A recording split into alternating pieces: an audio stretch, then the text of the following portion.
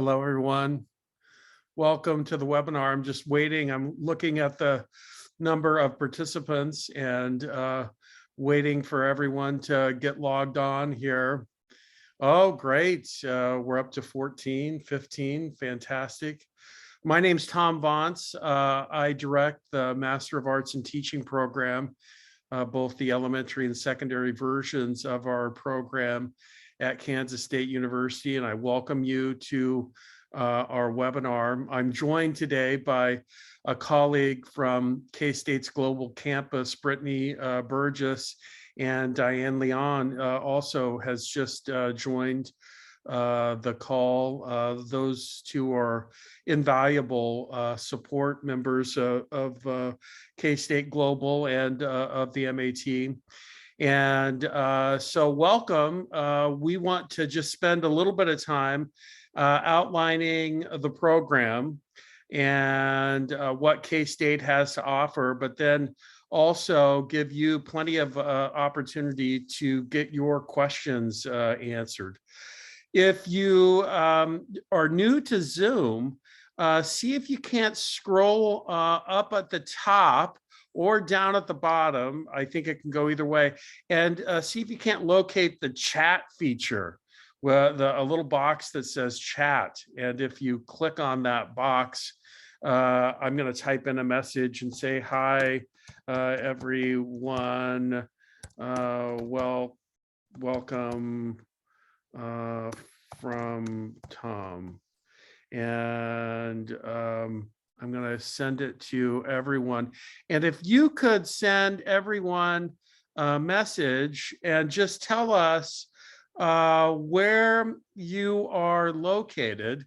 So just type a little message there in chat and say, I'm from Nebraska, or I'm from Illinois, from Washington State. Hannah, welcome. Hannah knows her way around the Zoom chat.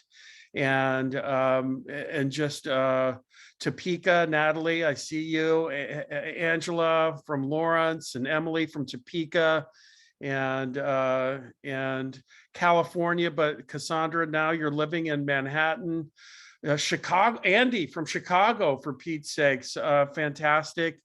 Alyssa from Junction City.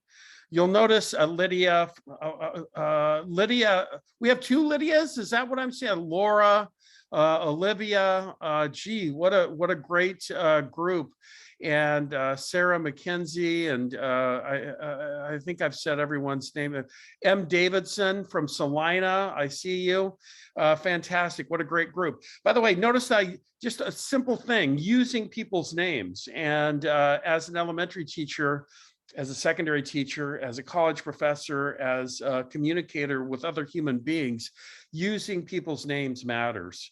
And so welcome one and all to our webinar, our elementary webinar. We're doing another one of these for people interested in teaching secondary students. And we'll do that on Thursday. But let's just take a little bit of time.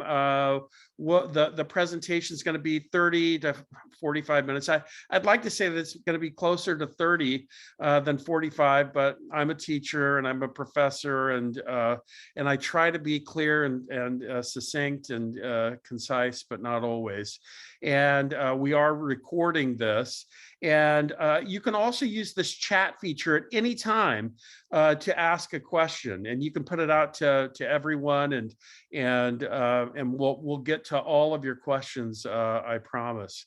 So I'd like to start by just talking for a second about why teaching. You know, we live in a time, a day and age where education gets a lot of publicity in the newspapers and on TV. And, you know, some of you, many of you probably are parents, and, you know, I'm a parent, and we're all concerned about our kids' education. And yet on the flip side of that, we also hear all the kind of the negative publicity about teaching, how difficult it is right now. and the poor pay that teachers receive, and we hear a lot about the problems that are associated with teaching, and we don't really hear a lot of positives about teaching. But my dear friends, there are so many positives.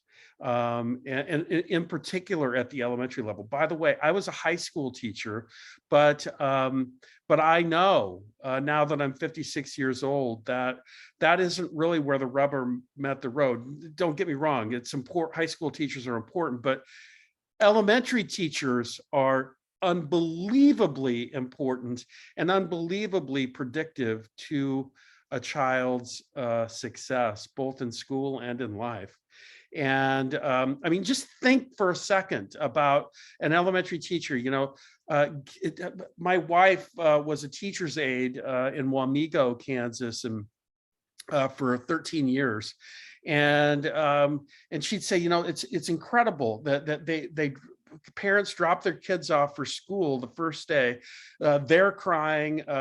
Some of their kids are crying. Some of the kids don't know their ABCs or numbers or how to count or anything. And by the end of the year, or blow their nose or line up for and by the end of the year, because they've hung out with a professional educator for 9 months. They know how to line up for recess. They know how to keep their hands to themselves during lunch. They know how to blow their nose the right way.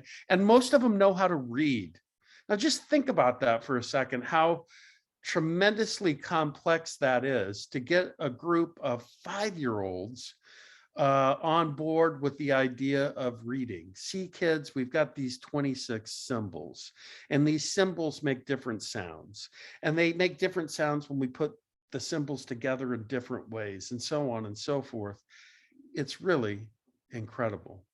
So I like to commit to paper a few of the reasons why teaching has been, is, and will continue to be an awesome profession. I've never regretted my decision to become a teacher. I was going to go to law school, and as it turns out, now I hang out with a lot of lawyers.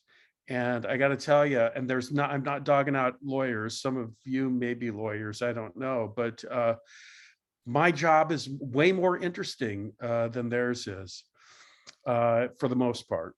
There are exceptions to that rule, but so why teaching? First of all, you have a tremendous purpose. You motivate and maximize learning for kids. You teach kids how to read.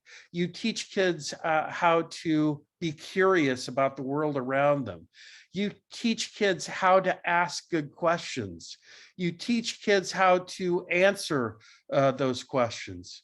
Is there a higher calling than teaching? Well, there may be, but off the top of my head, I would put teaching at least in the top 3. I have some of you might be veterans. Veterans make great teachers, and it depends on what you've done in the past. Some of you are parents. Parents make great teachers. Some of you have other kinds of professional experiences that also lend themselves to teaching. That bullet was a leftover from last week's presentation that I gave to veterans, if I'm being honest about things.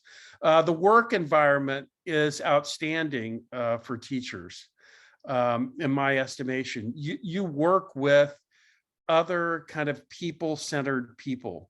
And there's never, you can say a lot of things about teaching, but you can't call teaching boring or dull. Every kid is unique, every class is unique, every semester is unique. And that's what makes teaching challenging, but also rewarding and fun. Dear friends, we have jobs. There is a huge need for teachers across the United States. And we'll talk about some of the financial incentives for people going into teaching in just a moment. And the pay is getting better, and I predict it'll get better all the time. By the way, when we send you this PowerPoint, anything that's highlighted, you can double check, fact check my statistics here, and it'll take you right to the source. So you can see these things with your own eyes. Portability, we don't like, you could also call this horizontal mobility. Teachers are in demand nation and worldwide. You know, my daughter teaches in Kansas City, Kansas, but she has a good friend of hers that's teaching in Spain for a year.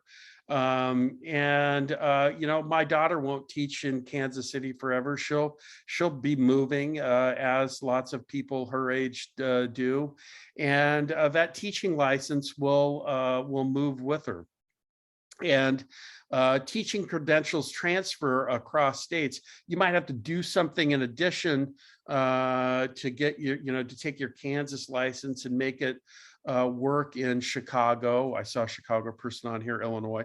We have many students from Illinois. It may transfer completely without any problem at all. And if there is something else to do, it's usually not onerous, you know, like Louisiana, for example, you have to take a test in Louisiana history. There's also vertical mobility, you know.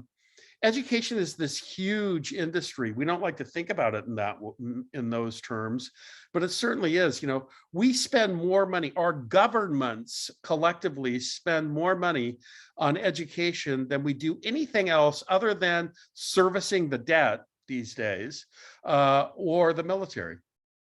Other than that, we spend more money. So there's a lot of dollars floating around in K-12 education. And once you have a little experience as a teacher, you may want to transition to become a principal, to become a professor like me, to go. Teachers often make the transition to business, you know, some sort of education business. So lots of vertical. And then what other job provides you with the same level of freedom and creativity that teaching does? You know, yes, there is a curriculum. Yes, there are standards, but ultimately, you know, my room in Lincoln, Nebraska, I taught at Lincoln Southeast High School, my room number was D132, and I was the king of D132. I called the shots in D132. I made the judgments in D132. I had 130 kids that were my responsibility that came through D132 every day, and I had to come up with creative, interesting, engaging ways to help those kids explore civics, government, history, US foreign relations, academic skills, and the like. So there are lots of reasons why teaching makes sense. And lots of jobs, and there's also lots of financial incentives. I didn't even put that on there. But why K-State? You have lots of options as a student. Well, when we designed this program, we designed it specifically for career changers. And 7 years ago, there weren't many programs like the MAT. There weren't very many programs where you could take your undergraduate degree, and there weren't any programs where you could take your undergraduate degree and parlay it into a master's degree and teaching license in 11 months. To my knowledge, we're still the only program that offers, you know, that timeline. Most programs are at least 2 years, 18 months, 2 years, something like that. And so it's a big benefit of choosing K-State. Time. Convenience is also a big benefit of K-State.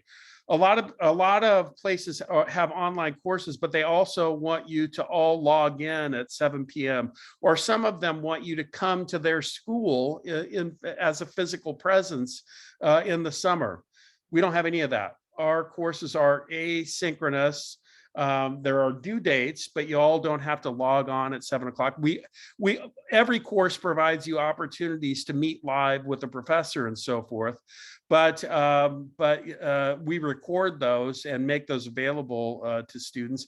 And you student teach in local schools. 95% of the we ask students to give us your first 3 options of what school you would like to do your teaching experiences, and 95% of the time we're able to give you your first choice. And so, if you're in Chicago or California or Washington State or Leawood, Kansas or whatever, the chances are very good we'll be able to place you in the school that you want to be placed in. Even though our program's big, we had 212 students in this year's cohort to start the cohort. We're also personalized and individualized. Every one of you will be assigned a grad cat who is a master teacher that serves as your mentor, coach, grader, evaluator from the beginning of the program to the end. They get to know you very well. We cap those off. Most of our grad cats only have 5 MAT students. Some of them have a double load of 10, but no more than 10 students per grad cat. So they get to know you, you get to know them, and they establish a really strong relationship with their students, and they tailor their feedback and individualize their feedback specifically to you. As I mentioned, our Kansas license does transfer to other states. If you have questions about license transfer, there's a spot on our website that's specifically for license transfer. And also you can just reach out to me, just send me an email, and I can get you in touch with Di Murphy. She's our licensing officer, and she can tell you exactly what you need to do.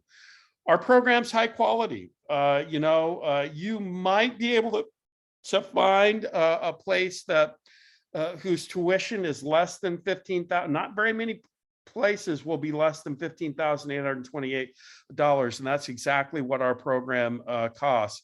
There are a couple, but I guarantee you they're not rated in the top 100, let alone the top 20 of U.S. News and World Report's ratings. So in addition to providing great value, we also provide great quality. And again, you can fact check me. You can click on that in the PowerPoint and it'll take you right to U.S. News and World Report website.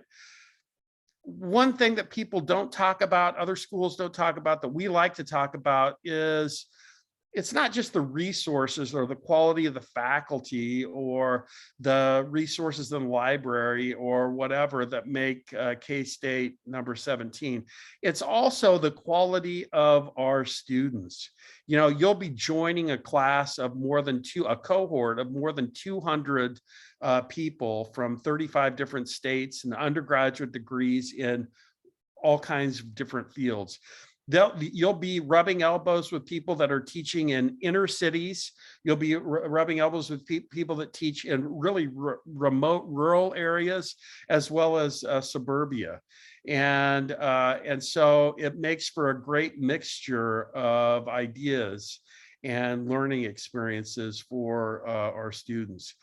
A lot of places, when they do something like this, never talk about tuition and how much it costs. We put it, whatever our third slide here, and I detail it exactly. It's $510.60 per credit hour for both in-state and out-of-state. 31 credit hours cost $15,828. You can do the math, but that's what it is. And is that great? No, I wish it were less than that. But compared to other places, is it good? Yeah. I mean, you can do the same thing at USC, for example. And I'm not dogging out USC. They're a great school, but their program costs $55,000. It's the same thing. It's an MAT with licensure, just like ours, only it takes 2 years and it costs $55,000. Finally, there is a residency option for secondary students that just got approved. So what does that mean, Vance? Well, that means that people that do the program can get hired by a school district on a temporary restricted license, and they can in essence get paid while they're going to school, while they're doing their MAT.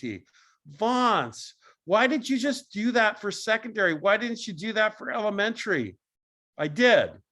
And we will find, I just talked to the state Department of Education today. It looks good.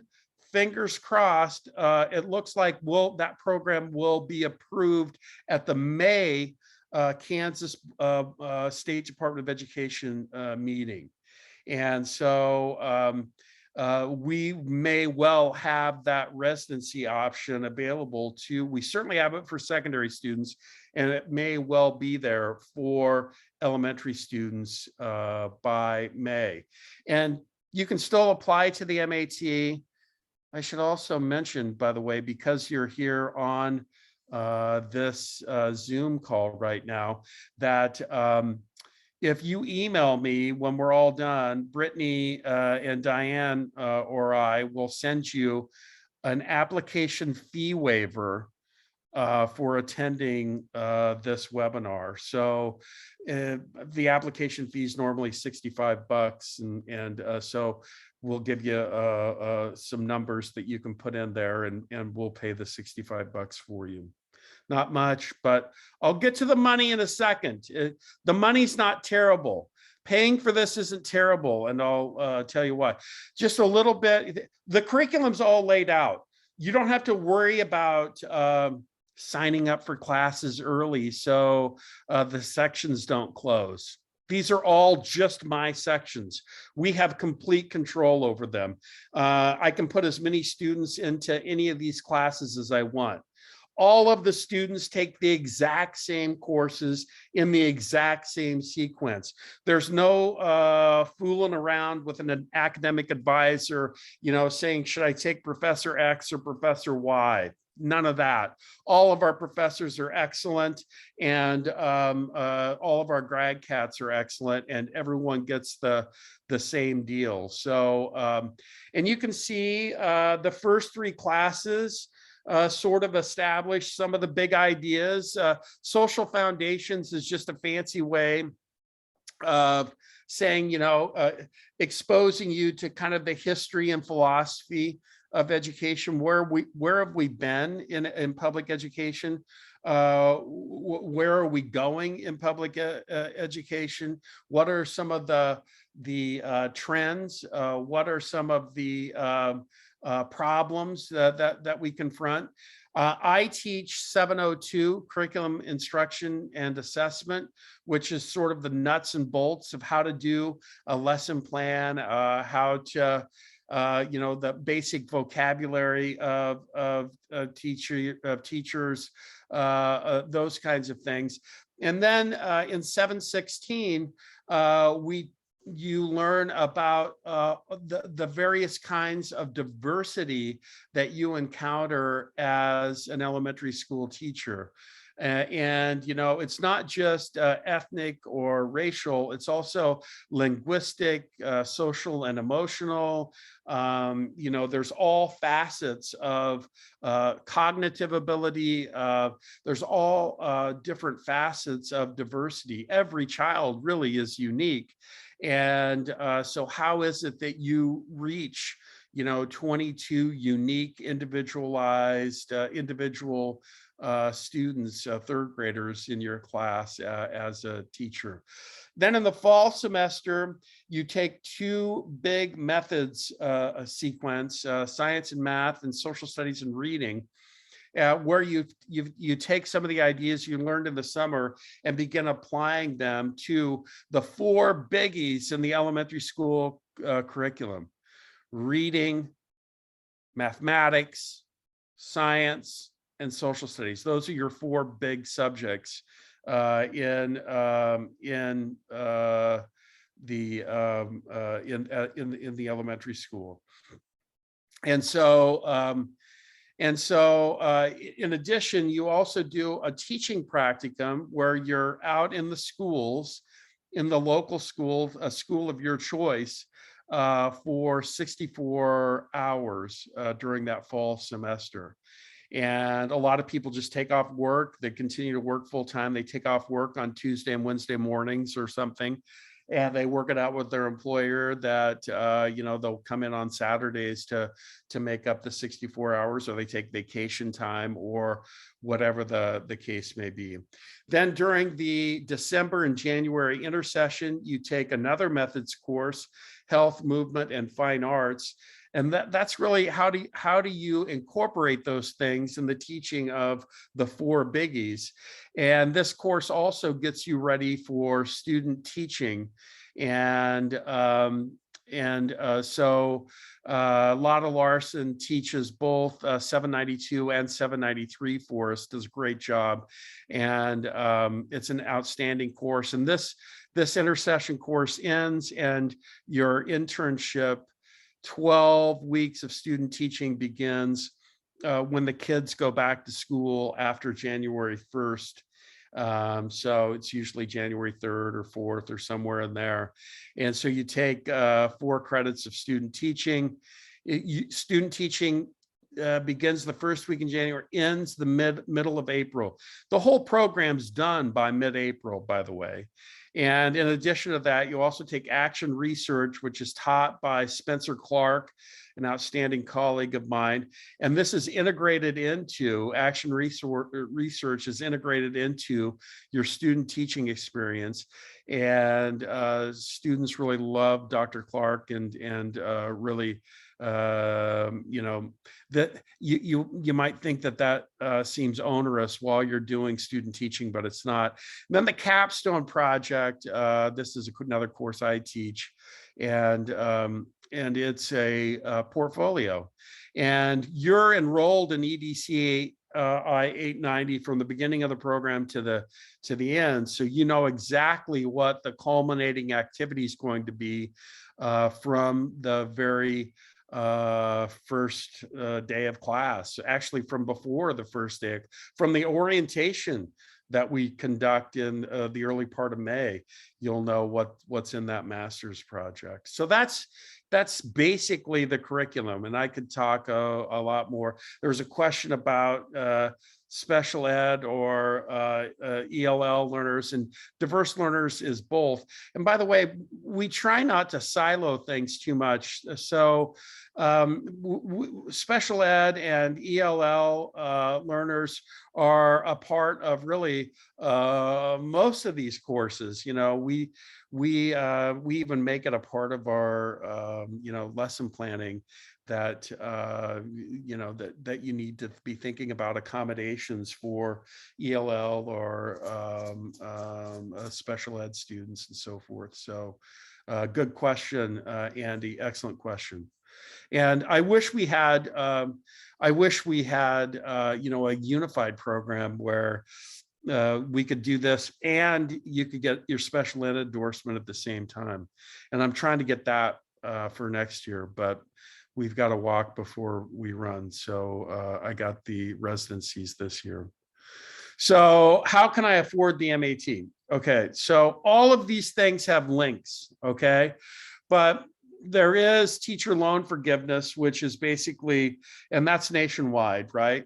If you teach at a Title I school, and most schools are Title I schools, if you teach there for 5 years, they give you $3,500 a year or $17,500 in loan forgiveness for teaching at a Title I school, okay? So, my daughter, once she teaches at KCK, because she teaches in KCK, but it doesn't have to be KCK. I mean, Wamego qualifies as a Title I school. Like 90% of the schools in Kansas qualify.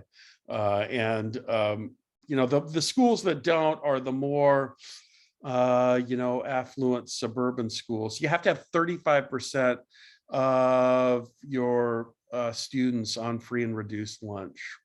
And you'd be surprised that most schools meet that cutoff. But there's that. There's also just plain student loans, and you need to apply for both. I didn't update this. It would be 20 22 and 22-23 FAFSA if you're going to do student loans. And you might need to because you're taking off work for 12 weeks, if for nothing else. Most of you are from Kansas. Even if you're not from Kansas, if you agree to come, Chicago, the Chicago person here, Washington State, if you're willing to come to Kansas to teach, you too can sign up for the Kansas Teacher Service Scholarship. And it's, by the way, it's not need-based, it's not grade-based. It is, we need teachers in Kansas. So at the elementary level, all you have to agree to do to get 22-17 in the fall, 22-17 in the spring, is to agree to teach in Kansas for at least 1 year after your program, and you can get close to $4,500 in free money from the state of Kansas, just because we need elementary teachers. You can't do that in all the secondary areas, but you can in some. Math and science, and elementary is a hard to fill position, believe it or not, in Kansas. So that if you don't do anything else, do that. If you're serious about becoming a teacher and you want to teach in Kansas, sign up for that. Click on that. In fact, I'll just click on it and show you quick, and then we'll go back. So this is it, and it's just again, this is how much you're going to get. This is old information, but we've never had anyone apply for it that didn't get it. So, chances are good, 100% as far as I know, that you're going to get it. Global Campus also offers $1,000 per semester. And again, you can click on this. I won't take the time to do it. But that's a need-based thing, and you have to have your FAFSA turned in. And I'd say maybe a third of our MAT students who apply for it get one of those. So it's not a for sure thing, but it's still good. And then if you're, I already mentioned the residency thing, where if you can get a job with the school district, and then the program goes from an 11-month program to an 18-month program, but you get to continue to teach that whole time. And then I do, in case there's veterans on here, there's some really good benefits for veterans who want to become teachers. Admissions requirement, almost done. Admissions requirements, $65, but again, I'll pay for that since you're here. What a great turnout we have tonight, Brittany and Diane.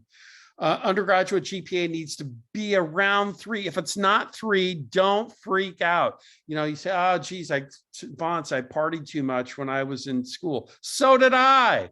So don't freak out. Don't make, don't just think, well, that I'm done. Reach out to me and I'll tell you what you need to do to make up for a GPA below 3.0. If it's like 2.8 or something, that's no big deal. If it's 2.7, it's not a huge deal.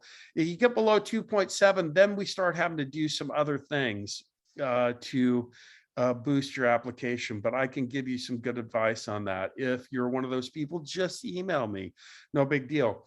Then we need an unofficial transcript. You'll eventually turn in an official transcript, but then you also do video responses to 3 interview questions, and then just the names and emails of 3 people who would be willing to fill out a little 6-point rubric, a 6 or 8-point rubric on you, and write up a paragraph about why you would be a good graduate student and or teacher.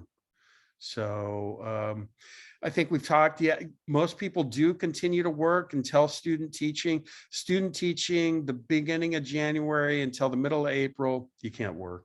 I mean, student teaching is a full-time job. Field experiences, you do them in your local schools. You also video record, and we make those placements for you, by the way. You don't have to make them. And you video record your own teaching, and you get feedback from people here at KState. At the end of this, you'll get a master's degree from Kansas State University, and also a K6 license from the state of Kansas. that can transfer to other states, as I said. And if you have questions about license transfer, there's a thing on our website, but also I can put you in touch with Di Murphy. It's not a big deal. We have students from all over the country every year that get their Kansas teaching license and then transfer it to Washington State, Illinois, whatever. You can, once you have it, oddly, once you have an elementary certification, you can test into any other secondary subject, but you can't do the opposite. You can't go from secondary and test into elementary. I guess, what does that say about elementary? That it's harder, that it's more challenging? I don't know, maybe, that may be. And then we've already kind of talked about what do you want to do if you teach in another state. So we'll be doing some other webinars, not in February, Tom, but in March or April. And let's see if I can answer any of these questions. Laura, no, substitute teaching cannot count towards practicum hours. It's actually against the law. Laura, sorry about that. But there's a state law in Kansas that says you can't do that. Why? You might say, well, why did they make that law? Well, because schools were abusing their student teachers, frankly, so instead of hiring substitutes, they would just pull student teachers from their regular classrooms and tell them to go sub. That's the reason why there's a law against it. Alyssa, Raphael, the 5 years need to be done at one school? I do not believe so. They can be done at multiple different Title I schools. The key is that they need to all be done at Title I school. Sarah McKenzie, how do most students get FAFSA student loans for cohort model during the May intersession or January intersession? Excellent question. You're considered, the May intersession is just considered part of summer. And so that's why you fill out a 22-23 for this summer, right? Or 21-22 for this summer, and then a 22-23 for next fall and spring. But the January intersession is just lumped in with either the fall or the spring semester, but it's no problem, Sarah. The people get student loans in our program all the time. But again, there's a lot of resources available to you as well. If you already do, you still have to take time off or Andy.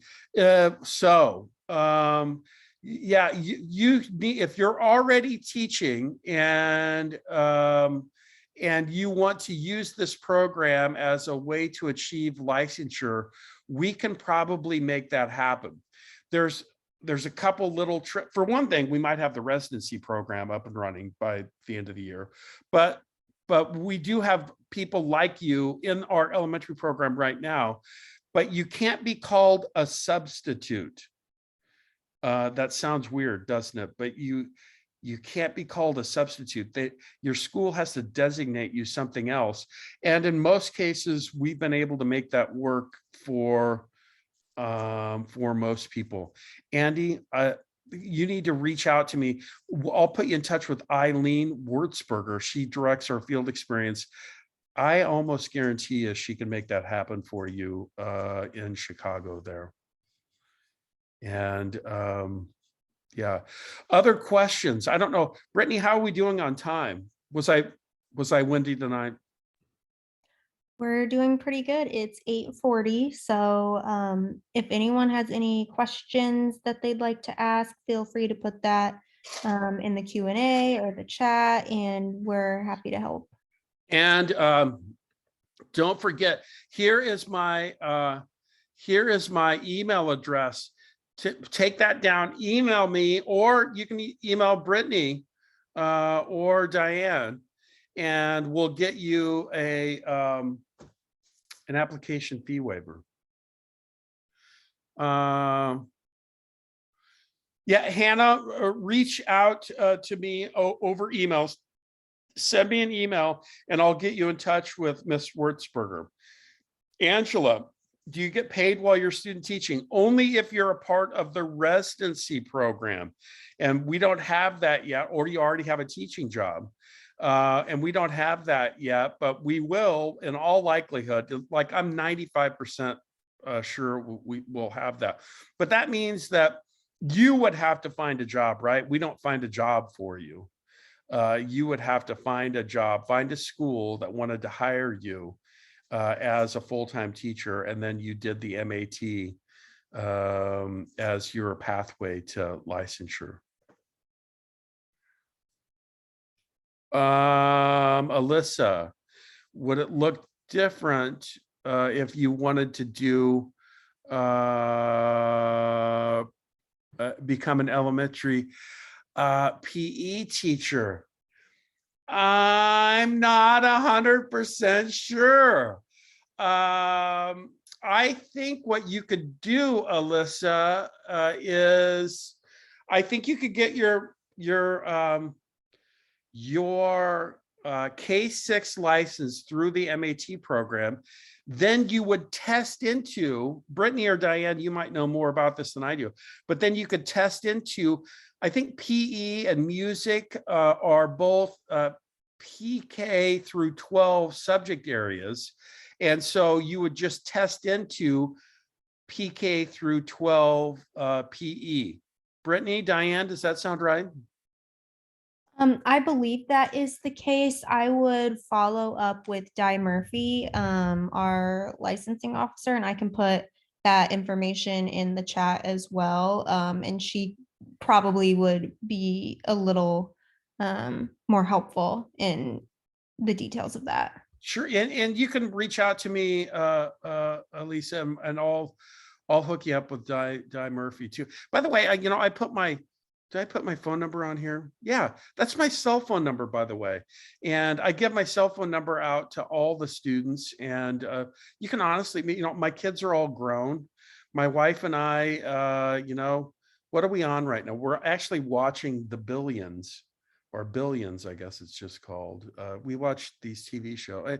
Our lives are boring. So you can call me in the evening. You can call me on the weekends, during the day, whenever, and or email me anytime. And Sarah McKinsey says, what do we do after graduation?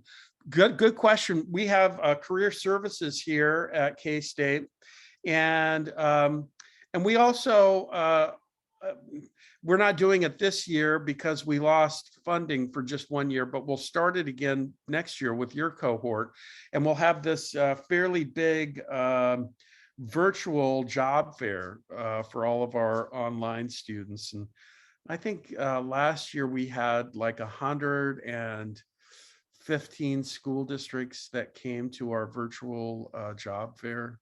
So, and then we also give you ideas, tips, suggestions on where to look for jobs, and how to do a resume, and letters of recommendation and all that stuff.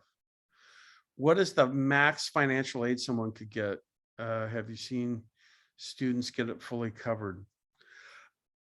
Alyssa, I don't know. I just have not had anyone complain about that, to be honest. And so I'm assuming that financial aid getting it has not been a huge problem. So but I don't know what the max is. I suppose it depends upon what do they call that? Estimated family contribution, EFC. I should know this. I have 4 kids and they're all through. Well, the youngest one is just finishing up at K-State this semester, but But yeah, that so it depends on how much need you have, how much you can get. I mean, there's a, there's even Pell Grants and things like that. I don't I know. Yeah, go ahead. I was just gonna jump in and say, in my experience, I think it's a general rule with FAFSA, that graduate students can borrow up to $25,000 a year, which is more than the cost for this whole program. So usually, I think everybody is pretty okay. Yeah. We just assumed that you didn't have to borrow a lot of money, though. We just assumed that you took advantage of some of those grant resources too. This is really great, you guys. We 20 still. This is a great sign. With 21 people still hanging in there with us from beginning to end. Have I been that compelling? No. Are they that interested in teaching? We'll say yes. So, any other questions before we sign off? Oh, how many weeks is the fall semester? Just trying to do the math, see how many hours we oh, that we normally the practicum, we work with you, right? So we don't tell you when you have to do it. We like you to spread out the 64 hours over 10, 11, 12 weeks. If it made more sense for you to do it in 8, you could do it in an 8. If it made more sense for you to do it in 14, you could do it in 14. We realize that you're all adult learners and you all have your own things that you have to take care of. So it's kind of up to you. The fall semester, though, normally starts like the 3rd week in August and goes until the 2nd week in December. So L.A. Wesley, what a great question. Are schools willing to hire older graduates of the program? I get that question. I also get, are schools really willing to hire people that have master's degrees rather than, bachelor's degrees, because, they have to pay you more with the master's degree? And the answer to both of those questions is yes. Schools need really good teachers. I'm just going to be honest with you. The number one criterion, which is the singular of criteria, by the way, the most important criterion for a principal in hiring a teacher is this: will this new teacher, be someone that's going to occupy a big part of my time? I'm just being honest.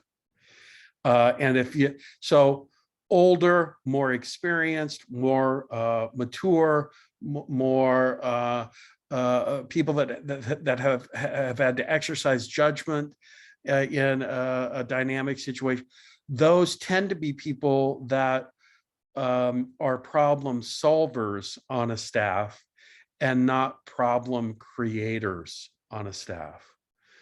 You're less risky than, I'm just being honest, whether or not it's true or factual, that's up for you to decide. I'm just telling you the way it is with most principals and most HR departments. They see older, more mature students as being less risky. In fact, this just maybe the best teacher I ever had was a guy named Eli Zietz. He taught 11th grade composition. And he was a retired bureaucrat from Washington, D.C. He was a new teacher at like 60 years old. And he just wanted to spend the last 10 years of his working life doing what he always wanted to do, and that's teach kids. So he retired from his government job in DC and became a high school English teacher in Lincoln, Nebraska. He was dynamite. Awesome. So don't be afraid of that, LA Wesley. Sarah, how many hours are required for teaching practice and the teaching? Are they only completed within the fall and spring? Yes, only within the fall and spring. Practicum in the fall and student teaching in the spring. 64 hours of practicum in the fall, 12 weeks thereabouts. With spring breaks and stuff, it ends up being 13, 14 weeks. Beginning of January to middle of April. And you're done with the whole thing. And from April on, you can be on the job hunt and all of that sort of stuff.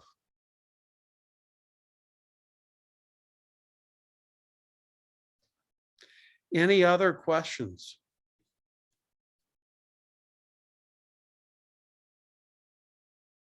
Brittany, Diane, thanks so much for hanging in there with us tonight. Really appreciate all of your support. And again, everyone that's on here, do email me, call me. You can call me anytime, email me anytime. We'll get you an application fee waiver. We'll get all of your questions answered. Don't lose that number or that email, and we'd be happy to help you. And with that, why make the world wait? Let's get you enrolled in the K-State Elementary MAT and get you in the classroom changing lives. For now, I'm Tom Vance, director of the MAT, signing off, oddly, from Morse Bluff, Nebraska. I hope to hear from all of you soon. And I hope to see your, by the way, I do the, I'm on the admissions committee. So I'll remember your names when your applications come through. So thanks so much. We will talk to you again soon.